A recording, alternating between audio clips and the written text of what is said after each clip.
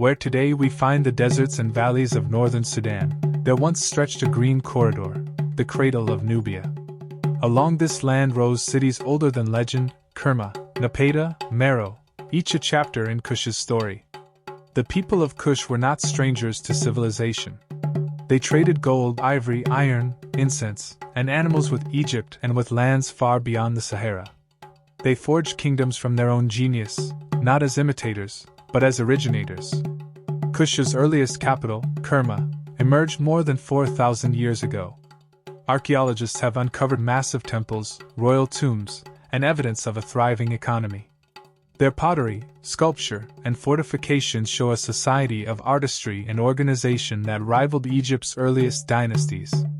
The Egyptians themselves spoke of Ta Seti, the land of the bow, known for skilled archers and formidable warriors. But beneath their military strength was a deep spiritual order, a belief that kings ruled as extensions of divine creation, protectors of Ma'at, the harmony between earth and the heavens. As Egypt's power waned, its southern neighbor rose. Out of Napata, near the sacred mountain Gebel Barkal, the Kushite kings unified the Nile once again under African rule. The temple complex at Gebel Barkal became the heart of Kushite religion, a sanctuary of Ammonius, where priests crowned kings and confirmed divine right. From this sacred site emerged rulers who would reshape history. King Kashta, King Pi, and later King Taharko extended Kush's influence deep into Egypt, not as conquerors of a foreign land, but as heirs returning to restore balance. When Pi marched north, he did not burn cities or enslave enemies. He demanded spiritual submission, cleansing the temples of corruption and reviving faith in Ammonius. The priests of Thebes accepted him not as an outsider, but as a pharaoh chosen by the gods. Thus began Egypt's 25th dynasty, the era of the Black Pharaohs. From the cataracts of Nubia to the delta of the Nile, Africa once again spoke with one royal voice. Under Taharko, this unity reached its height.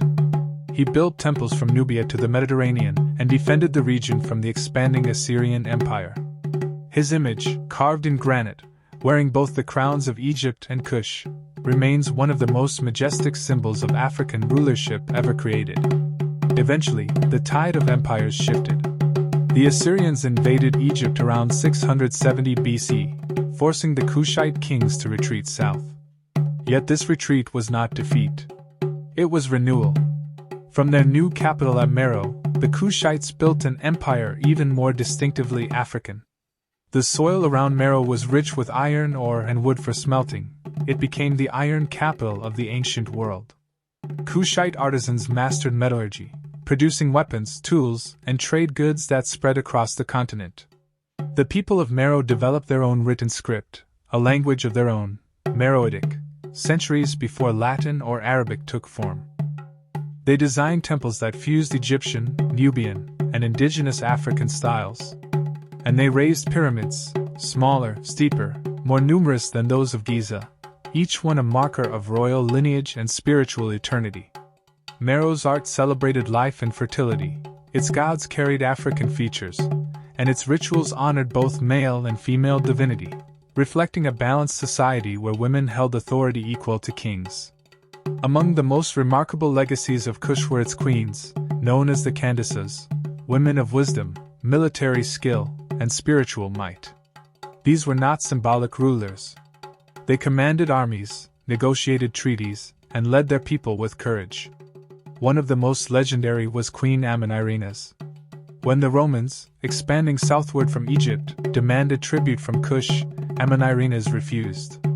She led her warriors north, captured Roman outposts, and even took the head of a statue of Emperor Augustus, bringing it back to Meroë as a symbol of defiance.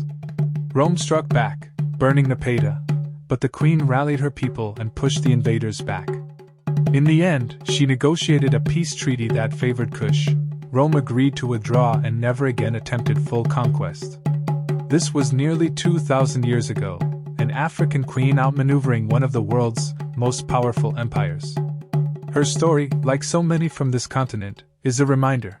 The history of Africa is not one of submission, but of sovereignty. Beyond its kings and queens, Kush was a civilization of scholars, craftsmen, and thinkers. Its astronomers tracked the movements of the stars to mark the flooding of the Nile. Its healers understood the properties of plants, stones, and minerals. Its builders carved temples that aligned with the solstices, blending geometry with spirituality. The lion-headed god Apidmak symbolized courage and protection, a uniquely Kushite expression of divine power. Art from Meroë shows faces with African features, adorned in gold and linen, musicians playing harps and drums, children learning from elders under the shade of trees. This was a living culture, complex, literate, and deeply human. And though later centuries would try to write Africa out of the story of civilization, the stones of Kush still speak.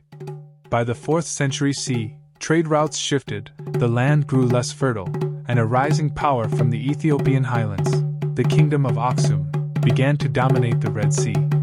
In time, Meroë's cities fell quiet. The iron furnaces cooled. Yet what followed was not disappearance, it was transformation. The spirit of Kush lived on in the cultures of Nubia, in Christian kingdoms like Nobatia, Makuria, and Elodia, and later in the languages, art, and myths carried through the heart of Africa. The pyramids still stand at Meroë, hundreds of them rising from the desert like a forest of memory. They are not ruins of defeat, they are monuments of endurance. The Kingdom of Kush reminds us that Africa's story does not begin with colonization, it begins with creation, innovation, and empire. The Kingdom of Kush was more than an empire. It was a mirror of Africa's true self, spiritual, regal, intelligent, and unbroken. The Nile carried its stories north, but the roots of its greatness ran south, deep into the heart of the continent. For thousands of years, Africa's sons and daughters built, ruled, studied, and dreamed, long before the world learned to look upon its people as anything less than divine. And today, as we uncover these ancient archives, we restore more than history, we restore memory. This has been Ancient African Archives. Subscribe, share, and journey with us again, as we bring to life the voices of Africa's forgotten kingdoms. This narrative was inspired by the works and teachings of Anta Diop, The African Origin of Civilization, Myth or Reality, Civilization or Barbarism. Chancellor Williams, The Destruction of Black Civilization. John Henrik Clarke, African People in World History, Christopher Columbus and the African Holocaust. And informed by archaeological and historical research from the British Museum's Nubia and Sudan Archaeological Project. UNESCO General History of Africa, Volume 2. World History Encyclopedia. Smart History, Ancient Nubia and the Kingdom of Kush.